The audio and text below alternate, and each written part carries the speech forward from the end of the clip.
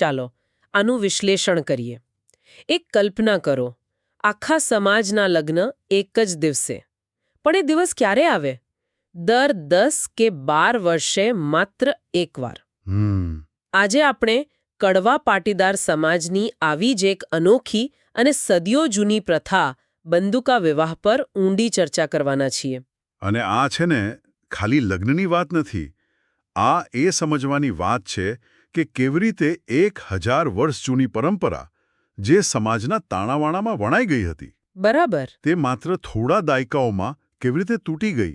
આખી વાર્તામાં દુષ્કાળ છે, સામાજિક સુધારણા છે, સરકાર સાથેનો સંઘર્ષ છે, અને સમાજની અંદરનો વિખવાદ પણ. બિલકુલ. આપણી પાસે જે સ્ત્રોત છે એ બંદુકા વિવાહ 2.pdf નામનો એક દસ્તાવેજ છે. આપણો હેતુ એ સમજવાનો છે કે આ પ્રથા શું હતી, એની સમાજ પર શી અસર હતી અને કયા કારણોસર આટલી મજબૂત પરંપરાનો અંત આવ્યો. તો શરૂઆત કરીએ મૂળભૂત વાતથી. હા, આ બંદુકા વિવાહ ખરેખર હતા શું? મૂળભૂત રીતે આ એક સામૂહિક લગ્ન પ્રથા હતી. આખા કડવા પાટીદાર સમાજ માટે લગ્નની તારીખ એક જ. હા, એક જ. અને આ તારીખ ઊંઝામાં ઉમિયા માતાજીના મંદિરેથી જાહેર થતી.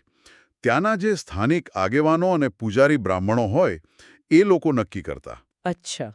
અને રસપ્રદ વાત એ છે કે તેઓ એ સમયે અંગ્રેજ સરકાર કે ગાયકવાડ સરકારના કોઈ નિયમનું પાલન નહોતા કરતા. સમાજનું પોતાનું જ બંધારણ, પોતાની જ વ્યવસ્થા. એટલે કે એક રીતે સમાજ સ્વાયત્ત હતો. પણ પછી એવું તો શું થયું કે આખી વ્યવસ્થા ખોરવાઈ ગઈ? દસ્તાવેજ મુજબ આની શરૂઆત એક કુદરતી આફતથી થઈ. હા, વિક્રમ સંવત 1956 ઇતિહાસમાં જે 56યો દુકાળ તરીકે ઓળખાય છે. એ ભયંકર દુષ્કાળે પહેલો મોટો ફટકો માર્યો. લોકો પાસે ખાવા પીવાના ફાંફા હતા. ઢોર ડાખર મરી રહ્યા હતા. આવી પરિસ્થિતિમાં લગ્નનો ખર્ચ તો કોણ ઉઠાવે? બસ, એટલે તે વર્ષના બંદુકા વિવાહ કોઈએ બંધ ન કરાવ્યા, પણ પરિસ્થિતિને કારણે આપોઆપ જ બંધ રહ્યા. અને જ્યારે પછીના વર્ષે એટલે કે સંવત 1957માં આ મુલતવી રહેલા લગ્ન થયા, ત્યારે પણ દુષ્કાળની અસર તો હશે જ. બિલકુલ. લોકો આર્થિક રીતે ભાંગી પડ્યા હતા. પણ એ કટોકટીએ એમ કે એક અણધાર્યો સામાજિક સુધારો લાવી દીધો. એ કેવી રીતે? જે ખર્ચાળ પ્રથાઓ હતી, જેમ કે ચાંદલા, કરિયાવર, એના પર આપોઆપ રોક લાગી ગઈ. દસ્તાવેજમાં લખ્યું છે કે મોટાભાગના લોકોએ પોતાની દીકરીઓને માત્ર ફૂલની દડા સાથે પરણાવી દીધી. એટલે આર્થિક મજબૂરીએ સાદગી ફરજિયાત બનાવી દીધી. સાચી વાત. પણ અહીં એક વાત મને થોડી અજીબ લાગે છે. જો દીકરીઓના લગ્ન આટલી સરળતાથી થઈ ગયા, તો દીકરાઓનું શું થયું? તમે બહુ સારો મુદ્દો પકડ્યો. અને અહીં જ આખી સિસ્ટમની એક ખામી સામે આવી. જુઓ, પુત્રીઓને પરણાવવા માટે ફૂલની દડીની સરળ વ્યવસ્થા હતી, પણ પુત્રો માટે એવી કોઈ જોગવાઈ નહોતી. અચ્છા. પરિણામ એ આવ્યું કે ઘણા પૈસાદાર સંપન્ન પરિવારોના દીકરાઓ પણ કુંવારા રહી ગયા. તો આનાથી તો સમાજમાં એક નવો અસંતોષ જન્મ્યો હશે ને? ચોક્કસ. જે વ્યવસ્થા બધા માટે સરખું કામ ન કરે, એના પર સવાલો તો ઉઠવાના જ. તો આનાથી લોકોના મનમાં શંકા ગઈ હશે ને કે ભાઈ આ બધું બરાબર નથી ચાલી રહ્યું? બિલકુલ. એ જ થયું. લોકોમાં ધીરે ધીરે શંકા કુશંકા થવા લાગી કે આ લગ્નની તિથિ ખરેખર માતાજીનો આદેશ છે કે પછી ઊંઝાના કેટલાક સ્વાર્થી પટેલ આગેવાનો અને પૂજારીઓ પોતાના ફાયદા માટે આ બધું કરે છે. દસ્તાવેજમાં એના માટે બહુ સરસ શબ્દ વાપર્યો છે કે ધીરે ધીરે આની પોકળો ખુલવા માંડી. લોકોનો જે સદીઓ જૂનો વિશ્વાસ હતો એ ડગમગવા લાગ્યો. અને એ જ સમયે બીજું કંઈક પણ બની રહ્યું હતું. દસ્તાવેજમાં વિદ્યાકીય વાતાવરણ અને નવા વિચારોના પ્રસારનો ઉલ્લેખ છે. એનો શું અર્થ છે? એ સમયગાળા જ આખા ભારતમાં સામાજિક સુધારણાનો હતો. રાજા રામમોહન રોયથી લઈને દયાનંદ સરસ્વતી. હા, નવજાગૃતિનો સમય. બરાબર. શિક્ષણનો પ્રસાર થઈ રહ્યો હતો. લોકો જૂની રૂઢિઓ પર તર્ક અને વિજ્ઞાનની દ્રષ્ટિએ સવાલ ઉઠાવી રહ્યા હતા. અને આની અસર કડવા પાટીદાર સમાજ પર પણ પડી. એટલે સમાજની અંદરથી જ સુધારણાના પ્રયાસો શરૂ થયા. હા. જેમ કે વિરમગામના કુમારશ્રી લાલસિંહજીએ સંવત 1963માં જ્ઞાતિની સભા બોલાવી. સુરત જિલ્લાના પાટીદારોએ 1908માં રાંદેર ખાતે સભા બોલાવીને જૂના રિવાજો દૂર કરવાનો ઠરાવ કર્યો. મતલબ આ એક વ્યાપક ચળવળ હતી? હા, કોઈ એકલ-દોકલ ઘટના નહોતી. લોકો જાગૃત થઈ રહ્યા હતા. અને અહીં પરંપરા અને શાસન વચ્ચેનો પહેલો મોટો ટકરાવ શરૂ થયો. અત્યાર સુધી સમાજ પોતાના નિયમો જાતે બનાવતો હતો, પણ હવે પહેલીવાર ગાયકવાડ સરકાર તરફથી એક સીધો પડકાર આવ્યો. બાળલગ્ન પ્રતિબંધક કાયદો. બરાબર. આ એક બહુ મોટો વળાંક હતો. સરકારે કાયદો બનાવ્યો કે કન્યાની ઉંમર ઓછામાં ઓછી 12 વર્ષ અને વરની 16 વર્ષ હોવી જોઈએ. જ્યારે બંદૂકા વિવાહમાં તો નાના બાળકોના પણ લગ્નો થતા હતા. હા, 45 દિવસના બાળકથી લઈને 11 વર્ષ સુધીના. એટલે આ કાયદો પરંપરાના મૂળ પર જ ઘા હતો. તો સમાજે આનો વિરોધ કર્યો હશે? શરૂઆતમાં કર્યો. શ્રી કડી પ્રાંત ખેડૂત સમાજ જેવી સંસ્થાઓએ વિરોધ કર્યો, પણ સુધારાના વંટોળ સામે તે ટકી ન શકી અને પોતે જ બંધ પડી ગઈ. આ જ સમયગાળામાં નવા સામાયિકો શરૂ થયા. એણે લોકો સુધી નવા વિચારો પહોંચાડ્યા. અને ખબર છે, કચ્છના કડવા પાટીદાર સમાજમાં પણ, જે દસ્તાવેજ મુજબ 400 વર્ષથી અલગ અને અજ્ઞાન દશામાં હતો, ત્યાં પણ નવજાગૃતિની લહેર પહોંચી. તો હવે પરિસ્થિતિ એવી છે કે એક તરફ લોકોનો પરંપરા પરથી વિશ્વાસ ઉઠી રહ્યો છે, બીજી તરફ સમાજની અંદરથી સુધારકો અવાજ ઉઠાવી રહ્યા છે, અને ત્રીજી તરફ સરકાર કાયદા લાવી રહી છે. આ બધાનો સંઘર્ષ ક્યારે ચરમસીમાએ પહોંચ્યો? વિક્રમ સંવત 1966માં, જ્યારે આગામી બંદૂકા વિવાહનો સમય આવ્યો. આ વખતે વાતાવરણ ખૂબ જ ગરમ હતું.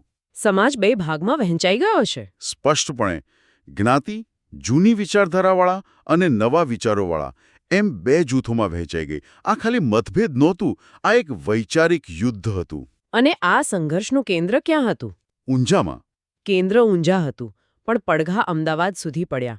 સ્થિતિ એટલી હદે વણસી કે ઊંઝામાં લગ્ન કાઢનારાઓમાં 2 જૂથ પડ્યા અને અમદાવાદમાં લગ્ન વધાવનારાઓમાં પણ 2 જૂથ. એક જ સમાજ, 4 જૂથ. હા, વાત હાથમાંથી નીકળી રહી હતી. સ્થિતિ એટલી તંગ બની ગઈ કે શાંતિભંગના ડરથી ગાયકવાડ સરકારે 8 મે 1910ના રોજ ઊંઝાના ઉમિયા માતાજીના મંદિરે પોલીસ ચોકી મૂકવી પડી. ધાર્મિક સ્થળ પર પોલીસ? એ તો બહુ ગંભીર વાત કહેવાય. તો શું આ વિભાજન વ્યવહારમાં પણ દેખાયું? હા, અને તે પણ એવી રીતે જે કોઈએ કલ્પના નહોતી કરી. અમદાવાદથી 2 અલગ અલગ લગ્ન પત્રિકાઓ જાહેર થઈ. શું વાત કરો છો? હા, આ અભૂતપૂર્વ હતું. સુધારાવાદી જૂથે 2 તારીખો આપી. એક ચાલુ વર્ષના ચૈત્ર સુદ 10 અને બીજી 5 વર્ષ પછી. 5 વર્ષ પછી? હા, વિક્રમ સંવત 1971ના વૈશાખ સુદ 10.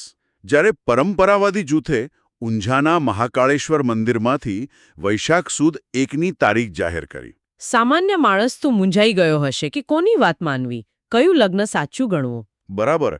અને સુધારાવાદીઓએ આ જ મૂંઝવણનો પૂરો લાભ ઉઠાવ્યો. તેમણે ગામે ગામ પ્રચાર કર્યો કે જુઓ, આ જ સાબિતી છે કે તિથિ માતાજી નહીં પણ સ્વાર્થી માણસો નક્કી કરે છે. એમની દલીલ મજબૂત હતી. હા, જો માતાજી નક્કી કરતા હોત તો શું 2 અલગ તારીખો આવે?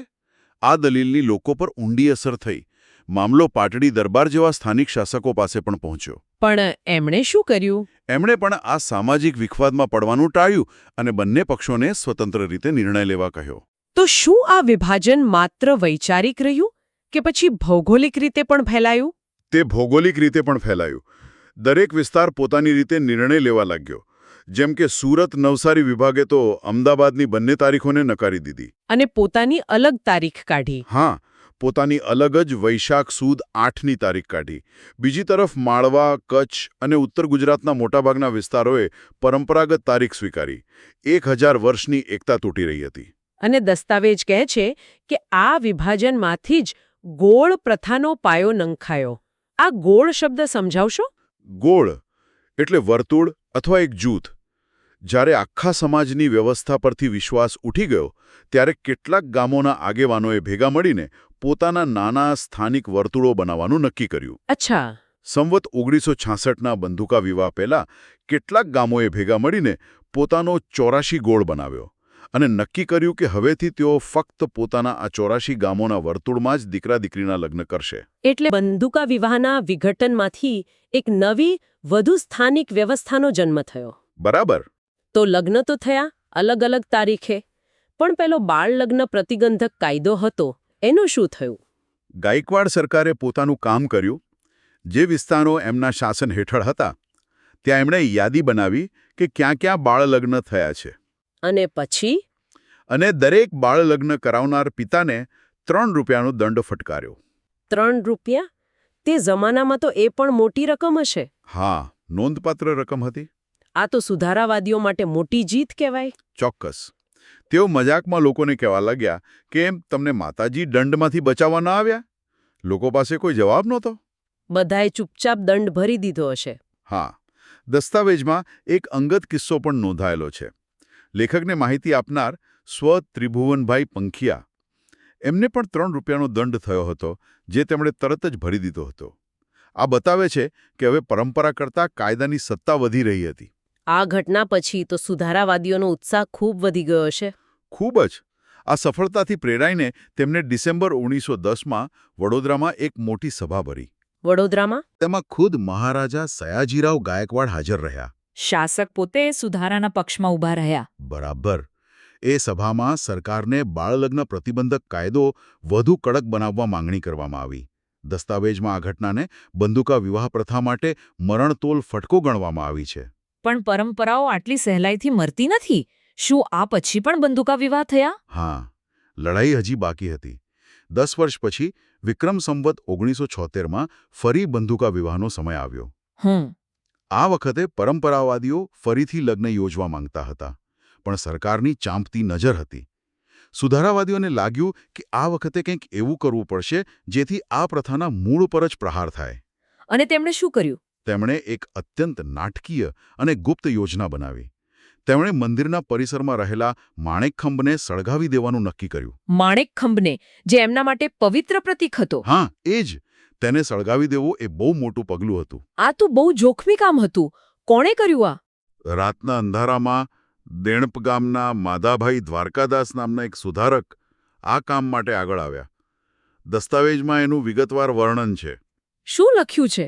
એમણે પહેલાં પોતાના દીકરા હીરાને નિસરણી મૂકીને મંદિરની દિવાલ પર ચડાવ્યો. પણ દીકરો પોલીસને જોઈને ડરી ગયો અને નીચે ઉતરી આવ્યો. પછી જ્યારે દીકરાની હિંમત ખૂટી ત્યારે પિતાએ પોતે હિંમત બતાવી. માધાભાઈ પોતે નિસરણી પર ચડ્યા, માણેકથંભ પર કેરોસીન રેડ્યું અને તેને આગ લગાડી દીધી. ઓહ! એ આગની જ્વાળાઓ કરતાં પણ તેની અફવા વધુ ઝડપથી ફેલાઈ. કેવી અફવા? આખા પ્રદેશમાં વાત ફેલાઈ ગઈ કે માતાએ કોપ કર્યો, માતાએ કોપ કર્યો. લોકોમાં એવી માન્યતા ફેલાઈ કે માતાજી પોતે જ આ પ્રથાથી નારાજ છે અને એટલે જ પવિત્ર માણેકથંભ બળીને ખાખ થઈ ગયો. એટલે સુધારાવાદીઓની યોજના સફળ રહી? એનાથી પણ વધુ. જે કામ એમના ભાષણો અને દલીલો ન કરી શક્યા, ત્યાં એક ઘટના અને તેની અફવાએ કરી દીધું. જૂની વિચારધારાવાળા લોકોના મન ઢીલા પડી ગયા, એમની શ્રદ્ધા ડગી ગઈ. તો શું તે વર્ષે લગ્ન ન થયા? ના, એટલો બધો ડર અને અસમંજસ ફેલાઈ ગઈ કે તે વર્ષે કોઈ લગ્નની તિથિ જ જાહેર ન થઈ અને બંદૂકા વિવાહ બંધ રહ્યા. આ સુધારાવાદીઓની મનોવૈજ્ઞાનિક જીત હતી. તો પછી આ પ્રથાનો અંત ક્યારે આવ્યો? છેલ્લા બંદૂકા વિવાહ ક્યારે થયા? છેવટે છેલ્લા બંદૂકા વિવાહ થયા વિક્રમ સંવત 1978માં. પણ ત્યાં સુધીમાં સમાજ એટલો વિભાજિત થઈ ચૂક્યો હતો કે તે હવે સમગ્ર જ્ઞાતિના લગ્ન નહોતા. એ કેવી રીતે? પરંપરાગત વિચારધારા ધરાવતા કેટલાક ગામોના આગેવાનોએ ભેગા મળીને પોતાનો 42 ગોળ સમાજ બાંધ્યો અને ફક્ત પોતાના એ નાના વર્તુળમાં જ લગ્ન કર્યા.